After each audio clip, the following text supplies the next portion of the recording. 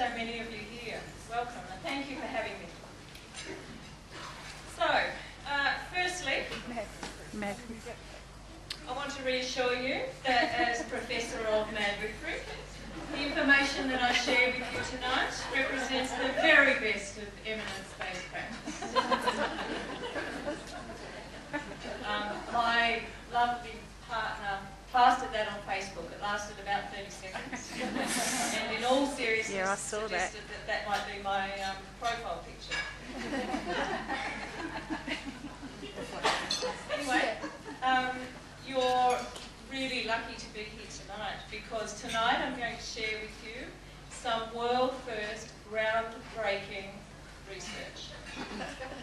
I have conducted some careful scientific inquiry, and I've identified a new debilitating condition.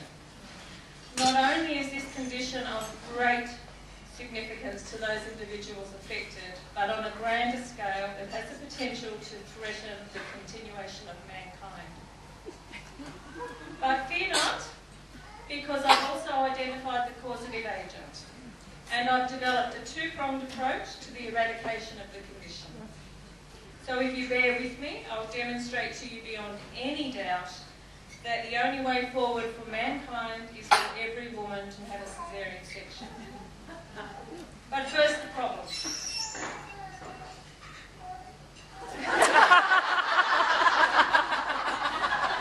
Drawing on historical data and using the special skills of my consultant statistician, Nola Wong,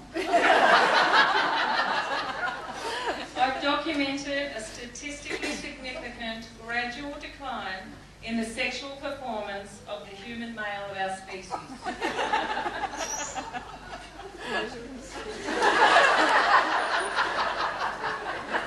Failure to perform.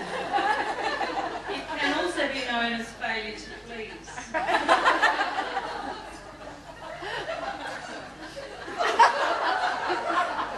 Please. It is associated with virility insufficiency and widespread disseminated incompetence.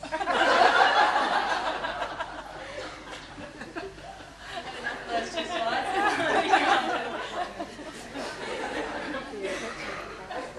So, almost as concerning, but not quite, is the fact that death during coitus for this group is also on the rise. And before I move on to demonstrate the cause and cure for failure to perform, I want to show you another world first, and it's an innovative intervention for the prevention of DCC, death during coitus. As I said, it's on the rise. As health professionals, we can no longer tolerate the high risk and reckless choice of home coitus. We must provide environments for intercourse that allow for adequate monitoring, supervision, 24-hour access to consulting cardiologists, coronary care units and beers.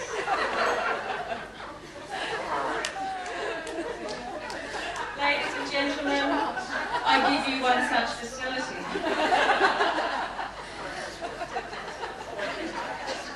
The Centenary Hospital for At-Risk Men. And the at-risk man is any man contemplating sexual intercourse. Charm provides an environment that strikes the right balance between comfort and safety. This facility has state-of-the-art monitoring equipment so that any irregularity can be identified at the earliest opportunity. We're able to monitor for both failure to please and DCC. A cardiac monitor continuously monitors heart rate, and unobtrusive penile transducers measure length, circumference and tone.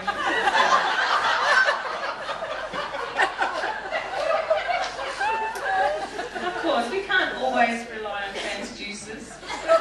As the more experienced staff members will attest, tone should be tested manually by giving the penis a little squeeze.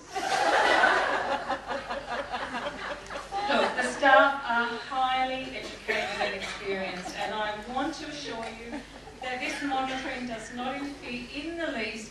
so-called natural process. But we leave nothing to risky chance. The prostate doesn't even escape our careful scrutiny. We make sure that it's playing its part with regular PR exams. Our philosophy is one of active management. There's just no point putting everyone through a very lengthy, drawn-out experience, especially the staff. We want this event concluded safely and with maximum efficiency.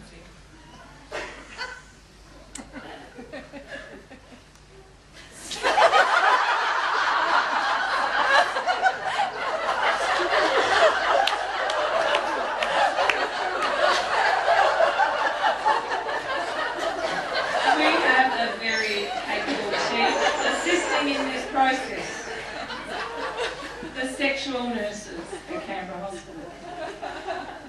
Let me introduce them to you. And I will ask the Snatch team members to please stand. We have Sally Furberger Ferguson.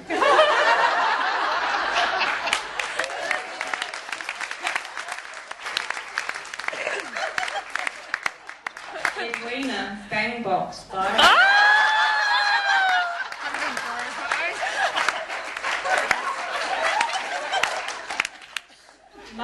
Ma Cotter.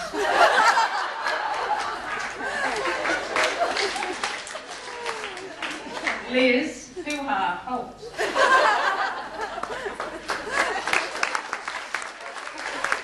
Ola Nasty Wong.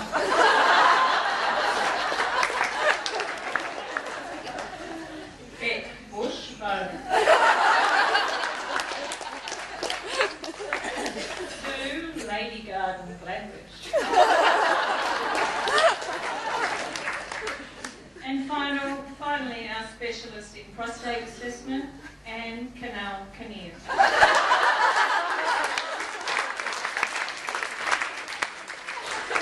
Another round of applause. You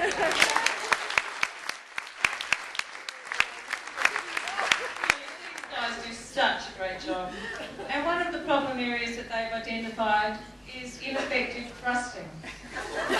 They often find that men aren't thrusting efficiently and have developed a coached thrusting protocol. They gather a team, a bit of a cheer squad if you like, and they get in there and they give loads of encouragement and some education on how to do it properly. And in all the time that I've been there, we've only had a couple of gentlemen pass out through breath holding. And we are occupational health and safety conscious, and we make sure that our team wear appropriate safety clothing, including goggles. And I have to tell you, rates of failure to please are even worse than I ever suspected. But anyway, I alluded to earlier to the fact that I've also identified the causative agent of this condition, and thus some strategies for averting the demise of humankind. This is the cause of the problem. It's the empowered woman. You saw the gradual demise of sexual performance in the male species over time, and I can tell you that it's directly and inversely related to the increasing independence and empowerment of women.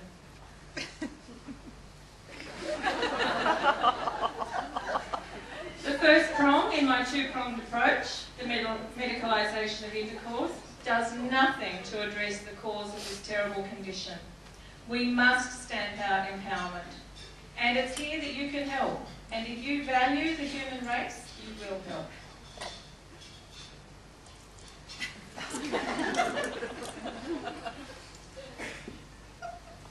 When a woman gives birth like this, she can feel strong and proud and capable. This is a dangerous thing.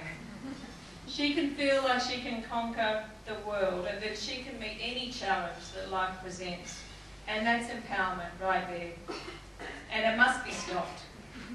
I want you to remember that every time a woman gives birth under her own steam, a set of male gonads somewhere in the world shrivels. And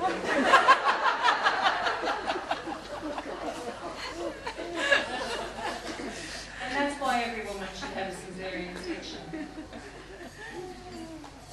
I just want to let you know that Rodanthi's written another book.